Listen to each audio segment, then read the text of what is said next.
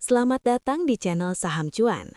Sebelum kita masuk ke pembahasan utama, saya ingin kembali mengingatkan bahwa seluruh isi video ini dibuat murni untuk tujuan edukasi, bukan merupakan ajakan membeli ataupun menjual saham.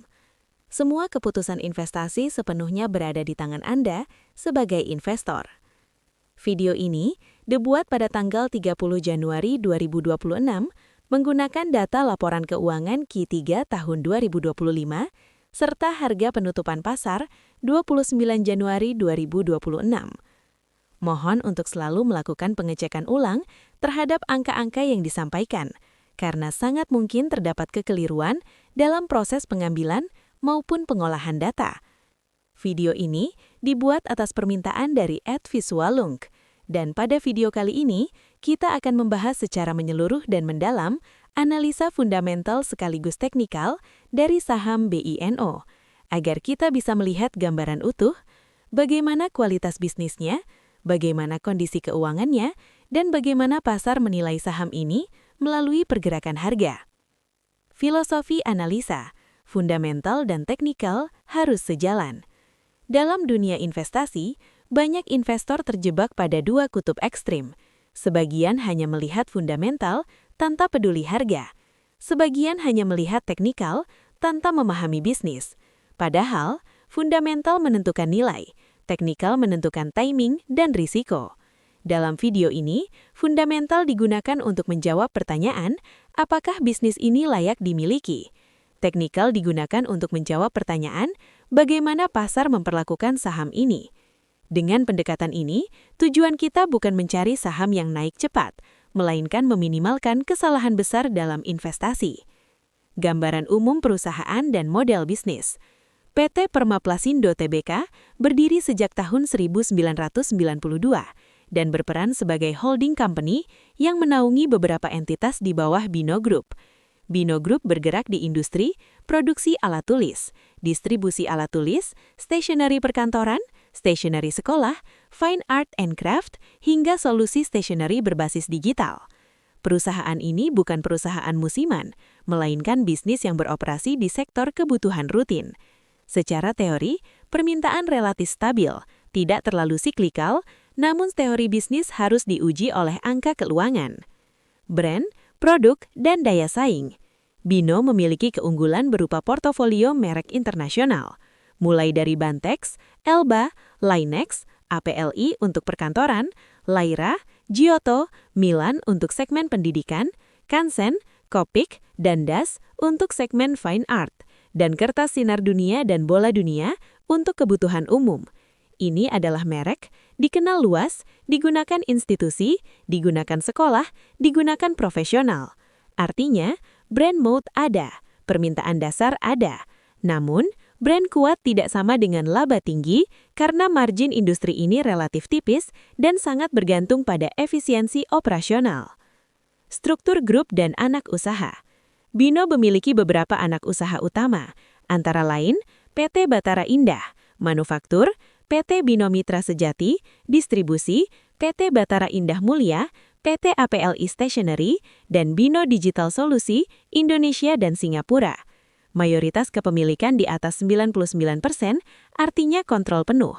Tidak ada minority risk besar. Namun, kontribusi digital masih kecil, bisnis utama masih konvensional.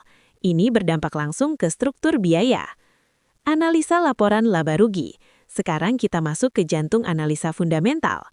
Pendapatan, revenue TTM tercatat minus 22 miliar rupiah, pertumbuhan YoY kuartalan hanya plus 2,3%. Artinya, tidak ada ekspansi agresif, bisnis berjalan stagnan. Margin, gross margin 20,01%, operating margin minus 6,64%, net margin minus 6,70%. Pesan penting di sini, produk masih menghasilkan margin kotor, tapi biaya operasional menggerus seluruh laba. Masalah utama Bino bukan di penjualan, tetapi di efisiensi biaya dan skala bisnis. Kualitas manajemen dan return modal. Mari kita lihat rasio return. ROA minus 8,90%, ROE minus 11,96%, ROIC minus 10,91%. Artinya, setiap aset yang digunakan justru merugikan. modal pemegang saham tergerus. Dalam value investing, ROIC negatif adalah tanda bisnis belum menciptakan nilai. Neraca dan kekuatan keuangan. Di sisi lain, Bino punya neraca yang sangat kuat. Current ratio 3,90, debt to equity 0,03, total utang sekitar 14 miliar, dan kas sekitar 41 miliar. Ini berarti risiko kebangkrutan rendah, perusahaan punya waktu untuk berbenah. Namun, neraca kuat hanyalah bantalan, bukan mesin pencetak laba. Cash flow dan kualitas laba. Cash flow operasi plus 20 miliar, capex minus 26 miliar, free cash flow minus 7 miliar. Perusahaan masih menghasilkan kas dari operasi, namun free cash flow negatif, investasi belum menghasilkan return. Ini menciptakan tekanan jangka panjang jika tidak segera membaik.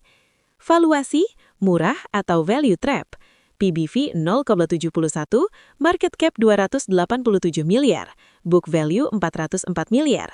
Aset buy side, saham terlihat murah, namun PE negatif, laba negatif, ROIC negatif. Ini adalah ciri klasik asset-based valuation play, bukan quality value stock. Analisa teknikal. Setelah memahami bisnis dan keuangan, sekarang kita bertanya, jika secara fundamental belum menarik, bagaimana pasar memperlakukan saham ini? Disinilah analisa teknikal berperan. Big picture teknikal. Tren. Pada time frame mingguan dan harian, BINO belum membentuk tren naik. Struktur harga masih sideways cenderung turun. Artinya, pasar belum percaya, tidak ada dorongan institusional. Support, resistance, dan market structure. Support penting, 104 sampai 110, 115 sampai 120. Resistance penting, 135 sampai 140, 155 sampai 160, 180 sampai 188. Selama harga gagal menembus resistance dengan volume, maka kenaikan bersifat sementara. Moving average, volume, dan momentum. Harga di bawah MA200, MA50 datar, volume naik saat turun, RSI di 40 sampai 55, MACD lemah. Semua ini menandakan saham belum memiliki momentum sehat. Sinkronisasi fundamental dan teknikal. Fundamental lemah, teknikal lemah. Harga sideways, minat pasar rendah.